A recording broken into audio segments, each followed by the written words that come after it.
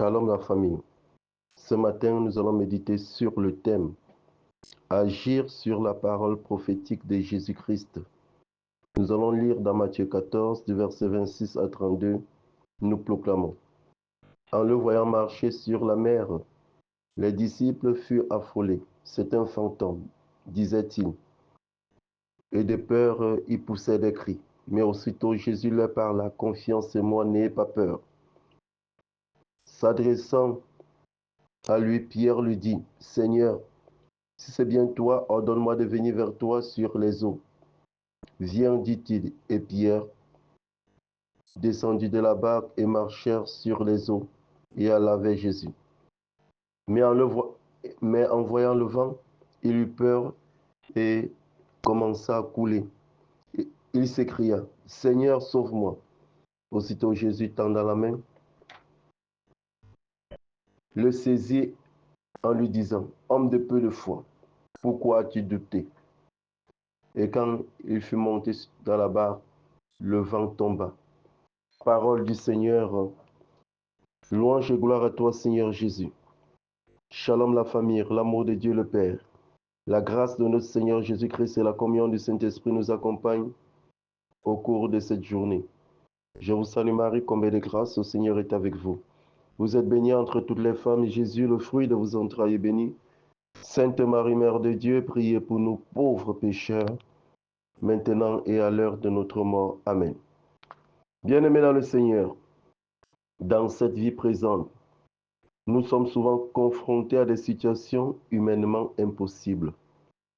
Nous sombrons dans la peur et le doute et nos probabilités de vaincre les difficultés deviennent nulles. L'évangéliste Saint Matthieu nous retrace une portion du ministère public de Jésus. Il obligea donc ses disciples à remonter dans la barque et à le précéder sur l'autre rive pendant qu'il renverrait les foules. Après avoir réalisé son souhait, il se trouvait face à la mer et il doit retrouver ses disciples qui sont en train d'aller sur l'autre rive. Jésus ne panique pas, mais il va prier sur la montagne. Il part dialoguer avec son Père et recevoir de lui des instructions pour vaincre ses défis, de retrouver ses disciples dans la barque et de continuer la mission. Ce matin, plusieurs personnes sont face à des situations compliquées. Si tu es parmi ces personnes, quel est ton état d'esprit? Es-tu abattu, angoissé, ou bien as-tu gardé la foi? Ce matin, Jésus te dit qu'il n'a pas encore dit son dernier mot. À l'exemple de Jésus, va à la montagne pour rencontrer ton Dieu et recevoir des instructions. Bien-aimé, la prière n'est pas un monologue, mais plutôt un dialogue.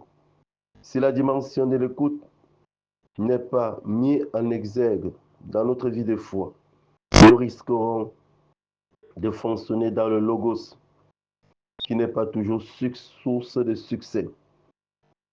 Jésus a reçu le rhéma de Dieu pendant sa prière à la montagne. C'est la raison pour laquelle il a pris la décision de marcher sur l'eau. Certains pasteurs ont voulu imiter Jésus et ils sont morts dans les eaux. Ils ont confondu le logos au rhéma. Nous devons bien discerner la parole rhématique ou bien la parole qu'on reçoit avant d'agir. Le rhéma produit toujours des résultats glorieux. Pierre aussi a expérimenté cette parole rhématique lorsqu'il a demandé à Jésus, « Seigneur, si c'est bien toi, ordonne-moi de venir vers toi sur les eaux. » Jésus a dit à Pierre, « Viens. » Et Pierre descendit de la barque et marchait sur les eaux. Il alla vers Jésus. Gloire à Dieu. Mais Pierre n'a pas agi sur le logos, mais sur la parole rhématique. Il a agi sur le rhéma, et non sur ce qu'il a lu dans la Bible. Il a écouté une parole à propos pour lui et il a agi. Voyant le vent, Pierre a commencé à douter. Il a commencé à couler. Pierre n'a pas persévéré dans la foi en ce rhéma. C'est pourquoi il a failli se noyer. Le rhéma peut se transformer en logos lorsque nous cessons d'avoir la foi. C'est ce que nous voyons le plus souvent. dans nos vies. Dieu nous a donné une parole, une vision pour notre destinée. Mais lorsque la réalisation de cette parole ou bien de cette vision tarde, nous commençons à douter. Le prophète Habakkuk nous dit ce matin, si la prophétie tarde, attends-la, elle va sûrement s'accomplir. Par nos peurs et par nos doutes, nous faisons avorter les desseins de Dieu dans nos vies. Par exemple, une femme attestée, stérile par des médecins, lorsqu'elle est dans ce cheminement de foi, cet enfant est sur le point de venir au monde, mais à cause de son doute et à cause de ses peurs, elle met un frein à l'accouchement. Ou bien encore, un célibataire endurci, lorsque le travail est sur le point de se manifester, alors il commence à douter, il commence à ne plus persévérer dans la foi. Et voilà que ce travail, voilà que ce travail ne se manifeste plus. Bien-aimés, nous devons garder la foi. Nous devons persévérer dans la foi. C'est la persévérance de la foi qui nous permet de voir le miracle que le Seigneur a prévu pour nous. Ce matin, le Seigneur, Jésus nous donne une parole à propos dans la prière. Soyons focalisés sur cette instruction prophétique. Agissons selon ce réma. Et les situations humainement impossibles pourront devenir possibles grâce à Dieu.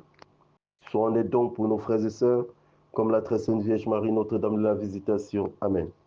Pose la main sur le cœur, je vais prier. Merci Seigneur pour cette parole de ce matin. Merci Seigneur de nous donner le discernement nécessaire afin que nous ne puissions pas confondre le logos au rhéma.